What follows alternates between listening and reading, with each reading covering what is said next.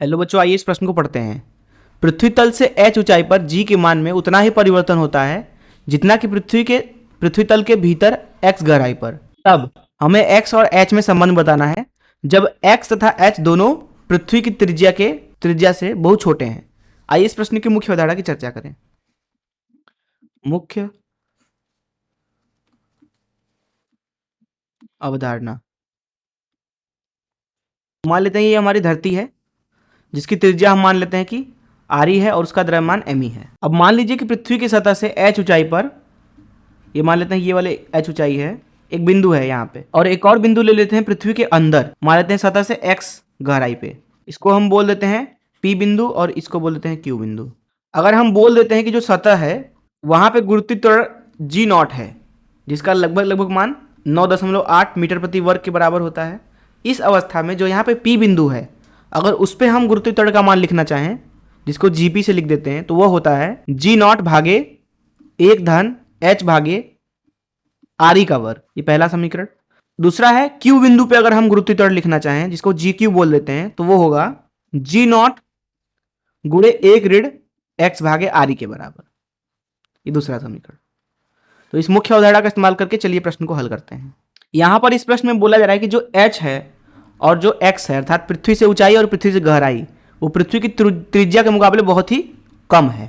इस अवस्था में जो यहाँ पे जीपी सूत्र होता है अर्थात पृथ्वी के तल से ऊपर h ऊंचाई पर जो गुरुत्व त्वरण होता है उसका मान लिखा जाएगा g नॉट भागे 1 धन h भागे आर ई, इसका वर्ग है। इसको लिखा जा सकता है g नॉट गुणे 1 धन h भागे आर ई की घात ऋण 2। अब क्योंकि h भागे आर ई जो है h के बहुत कम होने से आर ई के मुकाबले 1 से बहुत छोटा होगा, जिसका मतलब यह है कि यहाँ पे हम 1 धन h भागे आर ई को लिख सकते हैं जिसकी घात ऋण 2 है। लगभग 1 धन ये ऋण 2 का गुणा हो जाएगा, यहाँ पे h भागे आर ई हो जाएगा यहाँ पे। तो यहाँ से हमें मिलेगा गुरुत्व त्वरण का मान h ऊंचाई पर g नॉट गुणे 1 ऋण 2h भागे आर ई के बराबर। तो ये समीकरण यहाँ पे हम इस्तेमाल करेंगे, इसको हम समीकरण ए बोल देते हैं। इसी तरीके से पृथ्वी के गहराई में अगर देखा जाए x गहराई पे जो गुरुत्व त्वरण है वो है g नॉट 1 ऋण x भागे आर ई। ये इसको समीकरण बी नाम दे देते हैं। अब यहाँ पे इस प्रश्न में बोला जा रहा है कि पृथ्वी तल से h ऊंचाई पर g के मान में उतना ही परिवर्तन हुआ है जितना कि पृथ्वी के तल के भीतर x गहराई पर। तब x और h में हमें संबंध बताना है। तो यहाँ पे h ऊंचाई पर जाने पर, यहाँ पृथ्वी बना लेते हैं, इसकी सतह से h ऊंचाई ऊपर जाने पर जो यहाँ पे गुरुत्व त्वरण है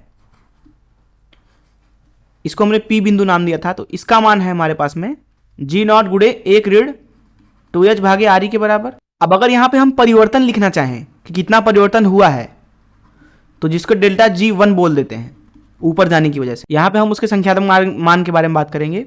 ऊपर जाने पे क्योंकि आप यहाँ पे ध्यान से देखें इस सूत्र में तो h बढ़ेगा, इसका मतलब गुरुत्व त्वरण घटता है, इसका मतलब है कि डेल्टा G1 हो जाएगा g नॉट ऋण GP, ये बराबर हो जाएगा g नॉट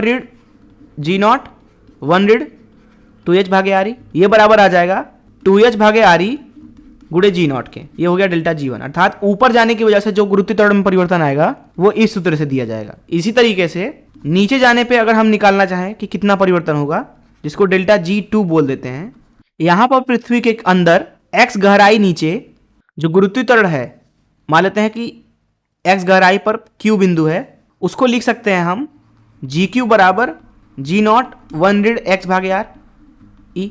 तो यहाँ पे हम देख सकते हैं कि जो x है उसके बढ़ने की वजह से यहाँ पे GQ भी क्या होगा, घटेगा, अर्थात गुरुत्व त्वरण गहराई के साथ घटता जाता है। इसलिए यहाँ पे डेल्टा G2 का मान लिखेंगे, अर्थात गहराई पे जो परिवर्तन होगा गुरुत्व त्वरण में वो g नॉट 1 ऋण x भागे आर ई, जो कि बराबर आएगा x भागे आर ई गुणे g नॉट के।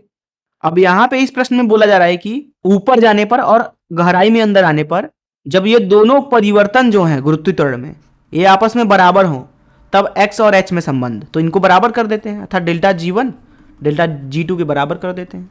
तो इस अवस्था में यहाँ पे आपको मिलेगा 2h भागे आर ई गुणे g नॉट, ये बराबर मिलेगा x भागे आर ई गुणे g नॉट। तो यहाँ से आपको दिख रहा होगा कि x जो होगा वो कुछ और नहीं बल्कि 2h के बराबर हो जाएगा। आइए देखें कौन सा ऑप्शन सही है। जैसा कि यहाँ पे आप देख सकते हैं कि बी ऑप्शन ही सही होना चाहिए। मैं आशा करता हूँ कि आपको इस प्रश्न का हल जरूर समझ में आया होगा। धन्यवाद।